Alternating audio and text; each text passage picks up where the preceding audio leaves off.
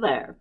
Welcome to Jeannie's guitar class. I'm Jeannie Carter, and today I'm going to show you how to make the A minor, D minor, and E7 chords. So grab your guitar and let's get started. First, make sure your guitar is in tune and is tuned to standard 440 tuning. As a reminder, the fingers are counted like this: first, second, third, and fourth.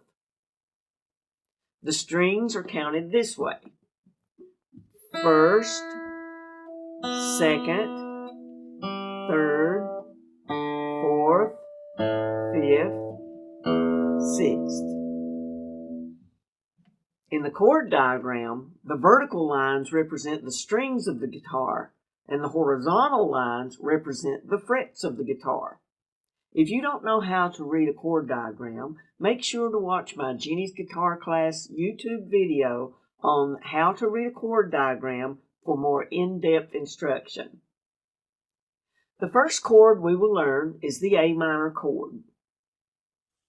The A minor chord diagram shown on the screen shows the first finger on the second string, first fret, the second finger on the fourth string, second fret, and the third finger on the third string, second fret.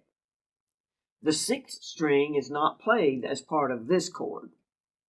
The diagram shows that the fifth string and the first string is played open, meaning there are no fingers on these strings, but they are strummed as part of the chord.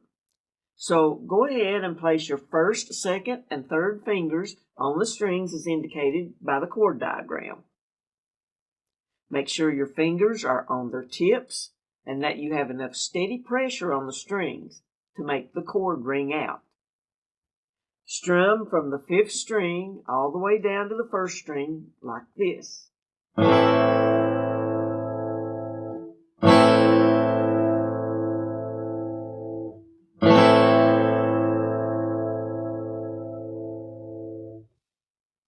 Now, let's learn the D minor chord.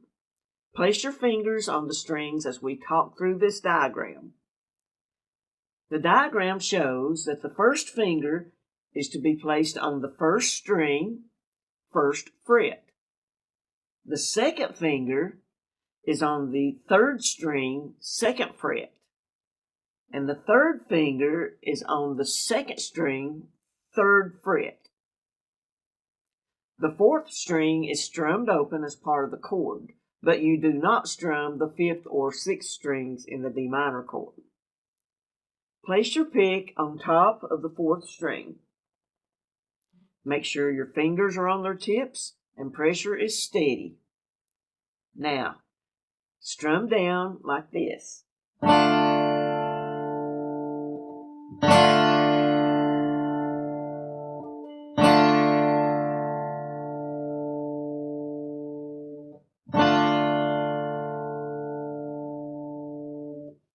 If you are a beginner guitarist, don't worry if your chords don't sound like mine yet. You may have a lot of dead sound, and you may have trouble getting your fingers to stretch out on the D minor chord. But remember, at this point, you are just learning. Give yourself time to train your fingers and your brain to form and play these chords. Just keep working on and improving the sound of your chords on a daily basis, and you'll eventually have great and smooth sounding chords if you keep persisting. You can also pick out each string individually to make sure that you're not getting any dead sound, like this.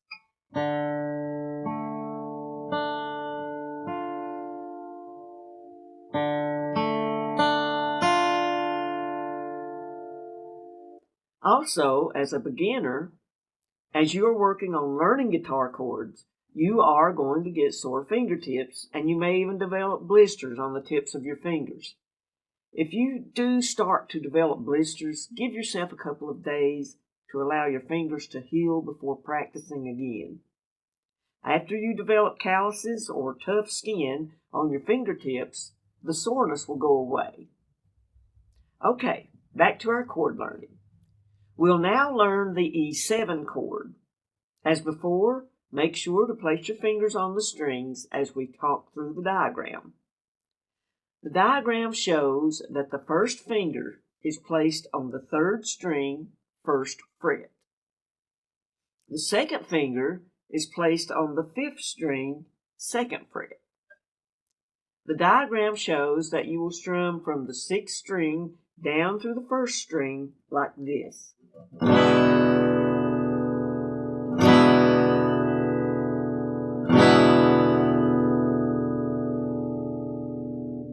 If you get dead sound, make sure your fingers are on their tips and that you have steady pressure on the strings.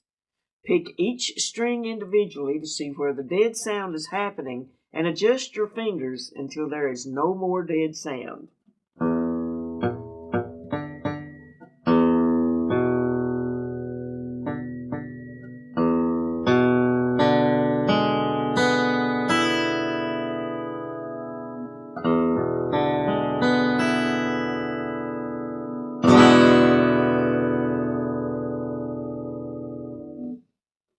Okay, that concludes our lesson on the A minor, D minor, and E7 chords. Don't worry at this point if you can't get every string to sound perfect. Just continue working on and improving the sound and smoothness of those chords. Make sure to practice these chords at least 30 minutes every day, and you will be playing smoothly and accurately before you know it. Also, make sure to check out the next Jenny's Guitar Class video, where we will work with strum patterns using the A minor, D minor, and E7 chords you learned in this lesson. You won't want to miss that video because, as I have said before, learning to strum is just as important as learning the chords. All right, I hope you enjoyed and learned something from this video. If you'd like to see more of Jenny's Guitar Class videos, please don't forget to like and subscribe to my channel. Thank you for watching, and I'll see you next time.